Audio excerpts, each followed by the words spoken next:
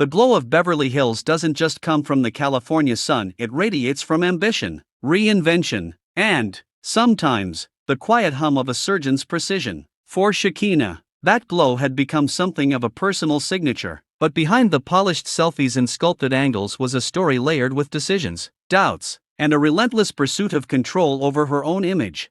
People often imagine transformation as a single dramatic moment, a before and after frozen in time. For Shekinah, it wasn't like that. It came in chapters, 3, to be exact. The first began in Beverly Hills. She remembered the waiting room vividly, white marble floors that reflected soft gold lighting, orchids arranged with mathematical precision, and a silence so curated it felt intentional. Everyone there seemed to be waiting not just for a procedure, but for a version of themselves that hadn't quite existed yet.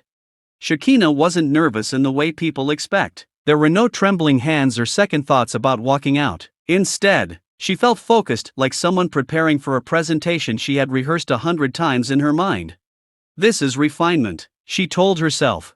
The surgeon spoke in calm, practiced tones, subtle lift, natural contour, preservation of identity. Those words mattered to her. She didn't want to look different. She wanted to look clarified. Recovery was slower than she anticipated. Swelling blurred the results at first, like looking through fogged glass. But then, gradually, the changes emerged. Her jawline sharpened. Her skin seemed to rest more smoothly over her face, as if gravity had loosened its grip. When she saw the final result, she didn't gasp. She nodded. Yes, she whispered, "That's closer." The second facelift came not long after, also Beverly Hills, also deliberate.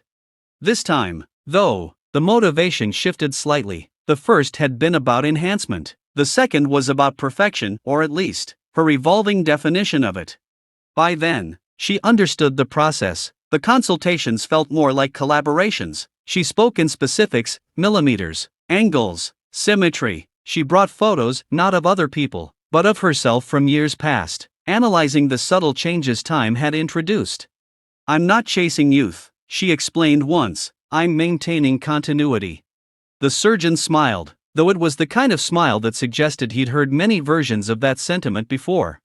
Still, he respected her clarity.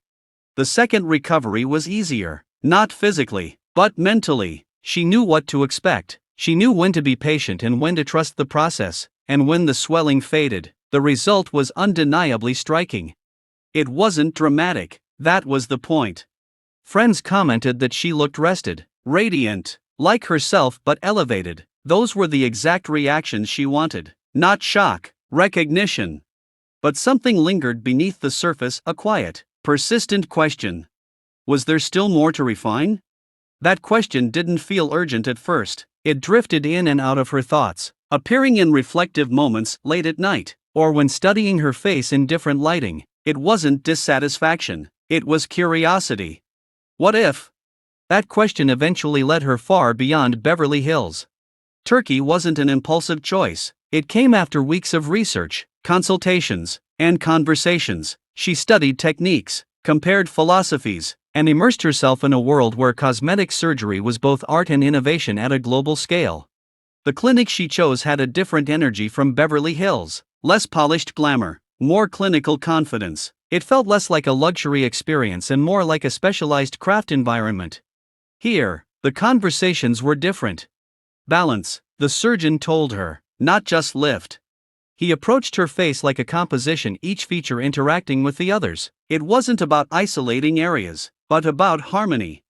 That idea resonated with her more than she expected. The decision to go through with a third facelift wasn't about dissatisfaction with the first two, it was about evolution. Each step had taught her something new about what she valued, what she noticed, and how she defined beauty for herself. Still, this time, there was a flicker of hesitation. Not fear, just awareness. 3 facelifts. It sounded significant, even to her.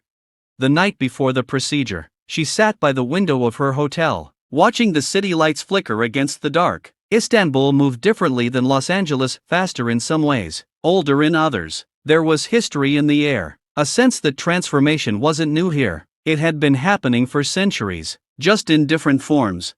She studied her reflection in the glass. Who are you trying to become? She asked herself. The answer came quietly. Myself, just more precisely. The surgery went smoothly. The recovery, once again, required patience, but this time, something shifted internally. Instead of obsessively tracking changes day by day, she allowed the process to unfold without constant evaluation. Maybe it was experience, maybe it was acceptance, or maybe it was the realization that there was no final version waiting at the end.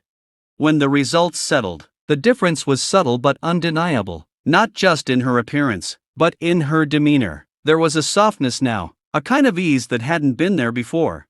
People noticed. "You look incredible," they said. "You look peaceful." That last word stayed with her. Peaceful. It wasn't something she had associated with cosmetic procedures before. Those had been about control, precision, intention. Peace felt different, less constructed.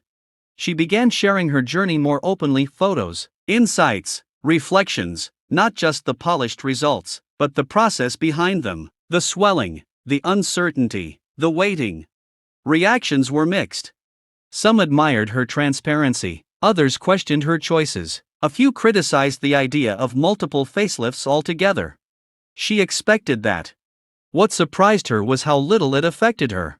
Because for the first time, she wasn't seeking validation through the results, she was simply documenting her experience. "I did this for me," she explained in one post, "not because I thought I needed fixing, but because I wanted refining." The distinction mattered to her, even if not everyone understood it. There's a narrative people like to impose on stories like hers that repeated cosmetic procedures must come from insecurity, or dissatisfaction, or an endless chase for perfection. But her reality felt more nuanced.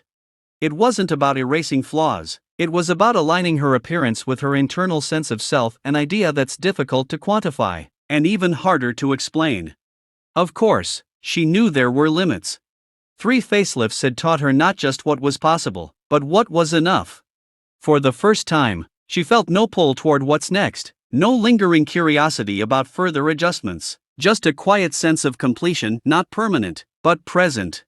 And maybe that was the most unexpected result of all. Not the sharper jawline, not the smoother contours, but the absence of urgency. One evening, back in Beverly Hills, she caught her reflection in a mirror, no special lighting, no camera, no preparation, just a passing glance. She paused. There it was. Not perfection, not flawlessness. Recognition. She smiled, not because she looked different, but because she looked familiar in a way she hadn't fully experienced before.